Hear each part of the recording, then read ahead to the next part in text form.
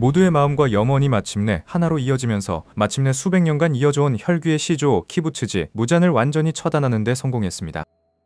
비록 그 과정에서 탄지로가 잠시 혈귀로 변해 모두를 절망에 빠뜨리는 잔혹한 순간이 찾아오기도 했습니다.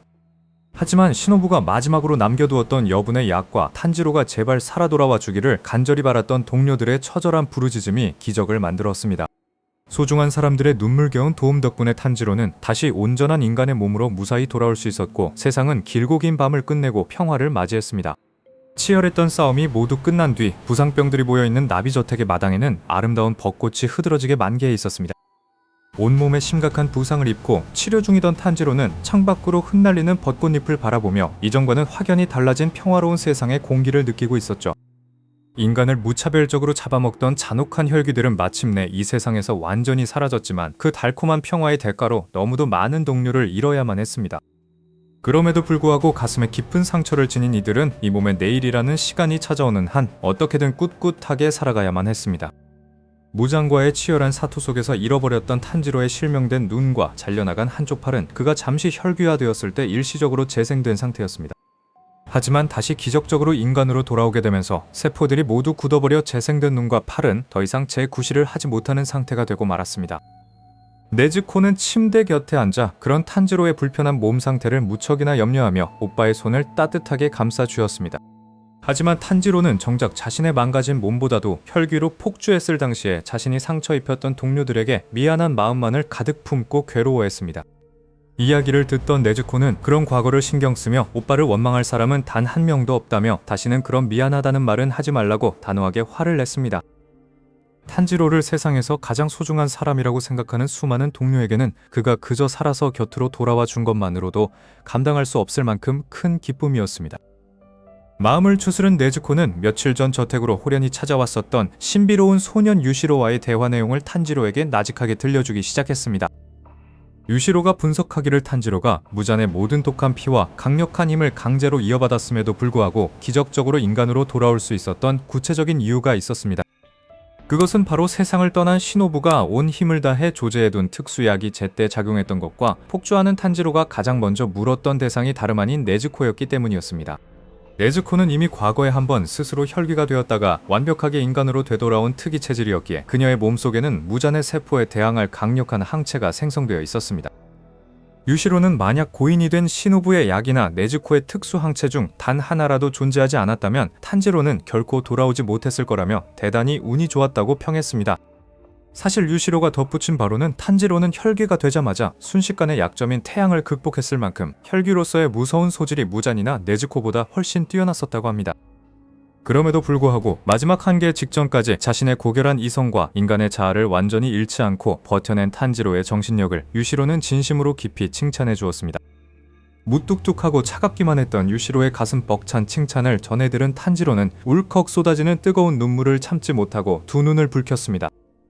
탄지로는 자신이 잘나서 버틴 것이 아니라 그저 주변에 있던 소중한 모든 사람의 눈물겨운 도움과 희생을 받았을 뿐이라며 겸손하게 고개를 숙였습니다. 모든 분석과 진단을 마친 유시로가 조용히 방을 나서며 저택을 아주 떠나려고 하자 탄지로는 그의 예민한 후각으로 소년의 슬픈 냄새를 맡고 다급하게 소리쳤습니다. 떠나가는 유시로의 차가운 등을 향해 탄지로는 제발 앞으로도 혼자 외롭게 죽지 말고 꼭 살아달라고 진심 어린 외침을 건넸습니다. 그 절박한 외침에 유시로는 가던 걸음을 잠시 멈추었는데 사실 원수 무잔에게 잔혹한 복수를 마친 마당에 타마요가 없는 이 세상에는 더는 아무런 미련도 남아있지 않았을 터였습니다. 그러나 이 세상에서 유일하게 타마요라는 고결한 존재를 영원히 기억하고 증명할 수 있는 사람은 오직 유시로뿐이라고 탄지로가 힘주어 말했습니다. 그 무거운 삶의 이유를 들은 유시로는 잠시 생각 등을 정리하듯 침묵을 지키다가 끝내 아무런 말도 남기지 않은 채 바람처럼 저택을 완전히 떠나가 버렸습니다. 그날 이후로 유시로는 행방이 완전히 묘연해져 어떠한 소식도 전해지지 않는 차가운 침묵의 상태가 오랫동안 지속되었습니다. 홀로 남겨진 유시로의 안위를 깊이 걱정하던 탄지로는 고개를 돌려 오랜 사투를 함께 겪어낸 다른 귀살대주들의 근황을 조심스레 물었습니다. 생존한 귀살대주들은 현재 가문의 마지막 어린 지도자인 큰 어르신 키리아의 긴급한 부름을 받고 모두 우부야시키 저택에 집결해 있는 상태였습니다. 어린 키리아가 만신창이가 된 주들을 한자리에 불러 모은 진짜 이유는 귀살대의 오랜 수건이었던 혈귀박멸이라는 최종 목적을 완벽하게 달성했음을 공표하기 위함이었습니다. 즉 수백 년 동안 어둠 속에서 비밀리에 인간을 지켜온 무장 집단인 귀살대를 마침내 역사 속으로 해체하겠다는 선언이었습니다. 어린 지도자 키리아의 공식적이고도 엄숙한 귀살대 해체 선언이 드넓은 저택의 대청마루 가득히 고요하고 웅장하게 울려 퍼졌습니다. 영광스러운 감사의 인사를 한 몸에 받게 된 수주의 기우와 풍주의 사내미는 순간 쏘스라치게 놀라며 급히 몸을 낮추었습니다. 사내미는 거친 목소리로 자신들은 그저 할 일을 했을 뿐이니 오부야시키가 사람들의 고맙다는 머리 숙인 인사 따위는 전혀 필요 없다고 퉁명스럽게 대답했습니다. 기우는 귀살대가 긴 세월을 버티며 수많은 검객이 오직 전선에서의 전투에만 온전히 집중할 수 있었던 것은 전부 우부야시키 가문의 목숨을 건 헌신적인 서포팅 덕분이었다고 말했습니다. 더불어 기우는 어린 키리아가 최연소 지도자로서 마침내 귀살대의 기나긴 무장의 소임을 이토록 훌륭하게 완수해낸 것을 먼저 가신 아버지와 선조들도 틀림없이 자랑스러워하실 거라 칭찬했습니다. 최종 국면의 잔혹한 전장 속에서 밤새 귀살대를 직접 필사적으로 지휘하며 어린 나이에 선조들의 혹독한 중압감을 홀로 견뎌왔던 키리아는 끝내 참았던 참회의 눈물을 펑펑 쏟아내고 말았습니다. 어린 당주 키리아의 눈물이 바닥을 적시자 방 안에 모인 모든 이들의 가슴에 깊은 슬픔이 밀려왔습니다. 수백 년간 이어져온 혈기와의 잔혹한 전쟁이 마침내 끝났음을 알리는 침묵이 방 안을 가득 채웠습니다. 키리아는 마침내 눈물을 닦아내고 감정을 추스르며 단상 위에서 천천히 고개를 들었습니다. 그는 살아남은 두 명의 주를 바라보며 가문을 대표해 진심 어린 감사의 인사를 건넸습니다. 토미오카 기우는 한쪽 팔을 잃은 몸으로 조용히 앉아 당주의 마지막 말을 경청했습니다. 시나즈가와 사내미 역시 온몸에 새로운 흉터를 새긴 채 묵묵히 자리를 지키고 있었습니다. 키리아는 떨리는 목소리로 오늘부로 귀살대를 공식적으로 해체한다는 역사적인 선언을 내렸습니다. 해체라는 단어가 방 안에 울려 퍼지자 기우의 차분하던 눈빛이 미세하게 흔들렸습니다. 사내미는 먼저 떠나간 수많은 동료들의 얼굴을 하나씩 떠올리며 주먹을 꽉 쥐었습니다. 기우는 고개를 숙이며 자신들을 지탱해준 우부야시키 가문의 헌신에 마음 깊이 감사했습니다. 사내미 또한 거친 성격 뒤에 감춰둔 진심을 담아 당주에게 고개 숙여 마지막 경의를 표했습니다. 회의가 끝나고 두 사람은 텅 빈 마당으로 나와 밤하늘의 밝은 달을 물끄러미 바라보았습니다.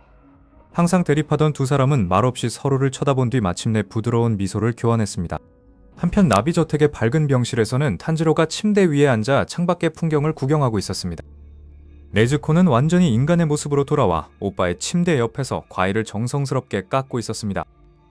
이때 요란한 소리와 함께 문이 힘차게 열리며 제니츠와 이노스케가 방 안으로 뛰어들어왔습니다. 제니츠는 소리를 지르며 탄지로의 침대 위로 날아와 그를 와락 끌어안았습니다. 이노스케는 탄지로의 이마를 가볍게 들이받으며 자신이 더 강해졌다고 엉뚱한 자랑을 늘어놓았습니다. 네즈코는 새 소년의 떠들썩한 우정을 지켜보며 입가에 화사한 미소를 지어 보였습니다. 곧이어 복도에서 발걸음 소리가 들리더니 뜻밖의 귀중한 손님들이 병실을 연이어 찾아왔습니다.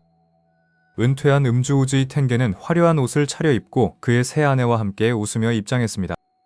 아내들은 탄지로의 손을 잡고 무사히 살아남아 주어 정말 고맙다며 눈물을 흘렸습니다. 전 주였던 우로코다키 사콘지 역시 천천히 방으로 걸어 들어와 제자들의 모습을 눈에 담았습니다. 우로코다키는 탄지로와 네즈코를 번갈아 바라보며 말없이 그들의 어깨를 거친 손으로 다독였습니다. 저택의 주인들을 대신해 아오이와 3명의 꼬마 간호사들도 맛있는 음식이 가득 담긴 트레이를 들고 왔습니다. 이노스케는 트레이를 보자마자 눈을 반짝이며 아오이의 손에서 주먹밥을 잽싸게 낚아챘습니다. 아오이는 환자의 음식을 빼앗아 먹지 말라며 이노스케의 등짝을 매섭게 내리쳤습니다.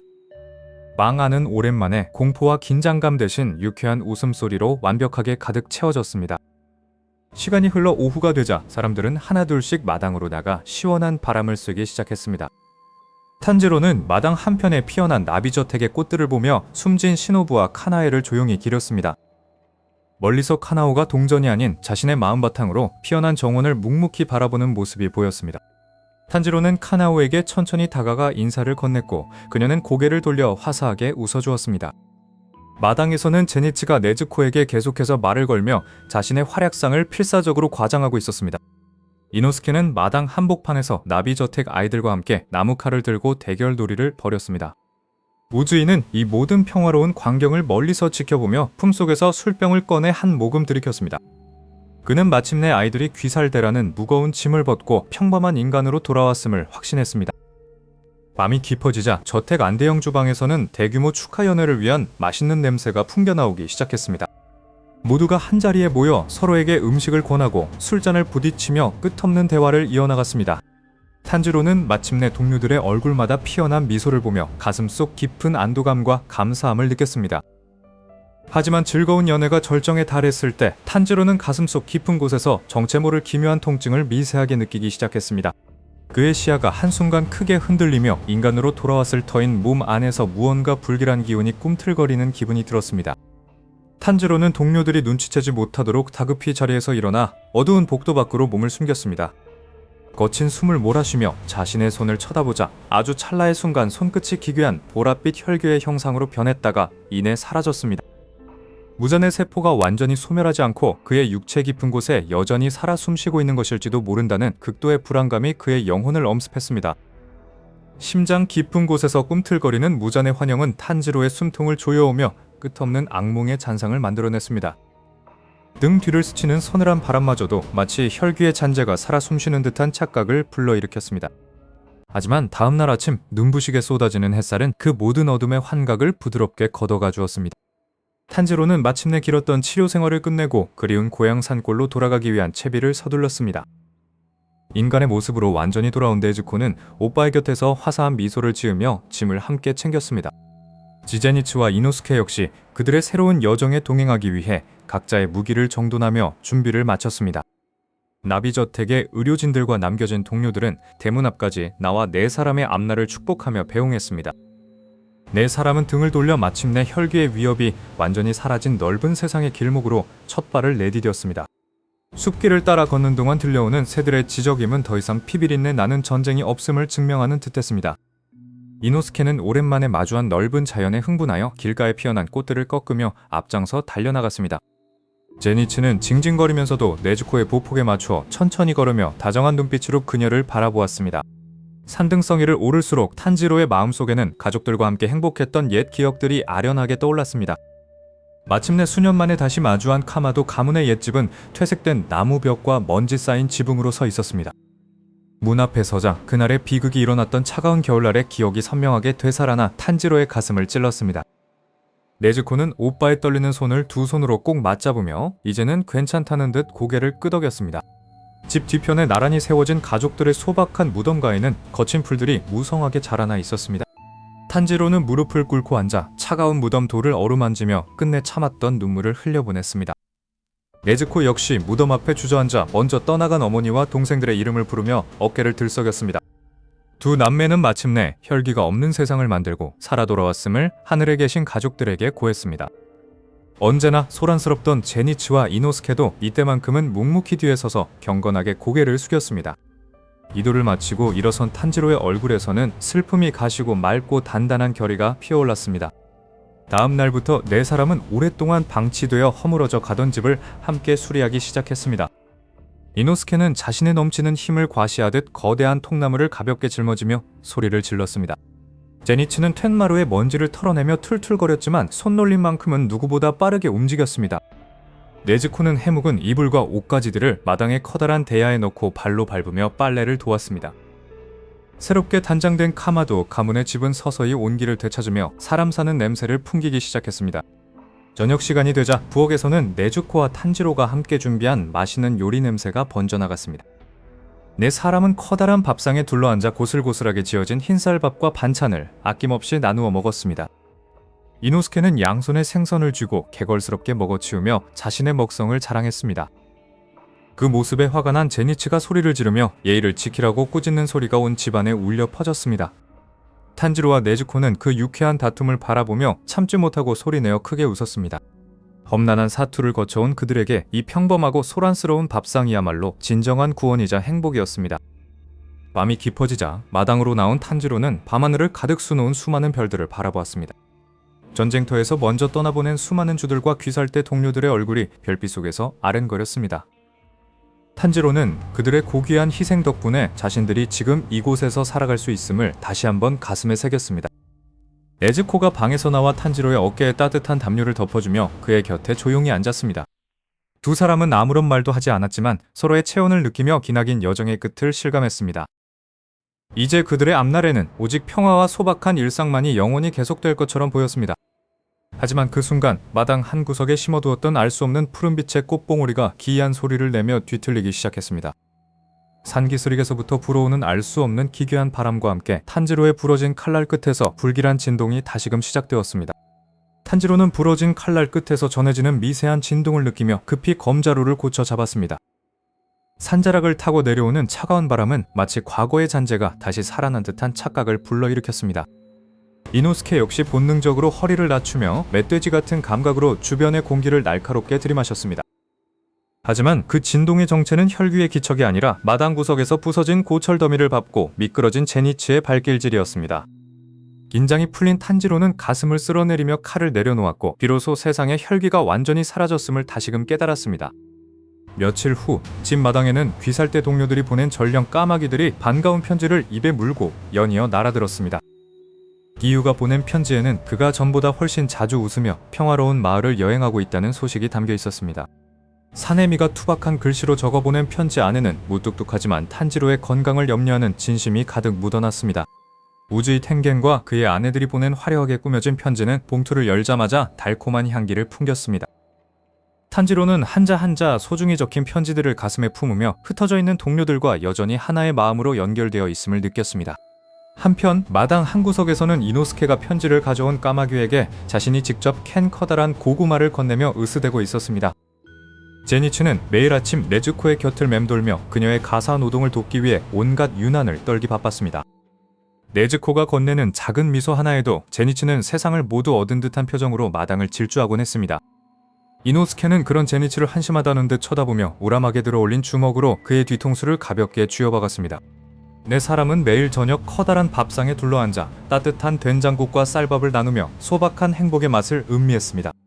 어느 날 저녁, 평소보다 훨씬 진지한 표정을 지은 제니츠가 벼랑간 자리에서 벌떡 일어났습니다. 그는 품속에서 소중하게 보관해 두었던 작고 아름다운 분홍색 꽃 장식 비녀를 떨리는 손으로 꺼내 들었습니다. 제니츠는 묵청이 터져라 소리를 지르며 네즈코에게 자신과 평생을 함께해달라는 고백을 단숨에 쏟아냈습니다. 갑작스러운 대담한 고백에 방 안의 공기는 순간적으로 얼어붙었고 네즈코의 두 눈은 동그랗게 커졌습니다.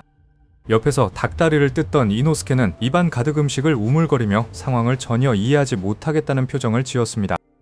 탄지로는 동생을 진심으로 아껴준 친구의 용기 있는 모습에 뿌듯하면서도 장난스러운 미소로 두 사람을 지켜보았습니다. 얼굴이 홍당무처럼 빨개진 네즈코는 조심스럽게 다가와 제니츠가 건넨 비녀를 받아들고 기쁘게 고개를 끄덕였습니다. 승낙을 받은 제니츠는 기쁨에 겨워 천장이 떠나가라 소리를 지르며 탄지로의 손을 잡고 덩실덩실 춤을 추기 시작했습니다. 그 유쾌한 소동 위로 밤하늘에 둥근 보름달이 차오르며 기나긴 슬픔의 터널을 지나온 소년들의 청춘을 축복했습니다. 세월은 흐르고 봄이 찾아올 때마다 카마도 가문의 앞마당에는 분홍빛 벚꽃 잎들이 눈부시게 흩날렸습니다. 탄지로는 마당에 앉아 동료들과 함께 찍었던 낡은 흑백 사진을 바라보며 나지막이 감사의 기도를 올렸습니다. 비록 수많은 영웅이 목숨을 잃었지만 그들이 남긴 평화의 씨앗은 이 땅에 단단히 뿌리를 내렸습니다. 푸른 하늘 아래 펼쳐진 세상은 더 이상 혈귀의 흉포한 위협도 밤의 공포도 존재하지 않는 순수한 낙원이었습니다. 시핵의 바늘은 멈추지 않고 흘러 수십 년의 세월이 흐르고 시대는 완전히 새로운 막을 열게 되었습니다. 무대는 현대 도쿄로 옮겨지고 고층 빌딩과 아스팔트 도로 위로 활기찬 사람들의 대화 소리가 가득 울려 퍼집니다.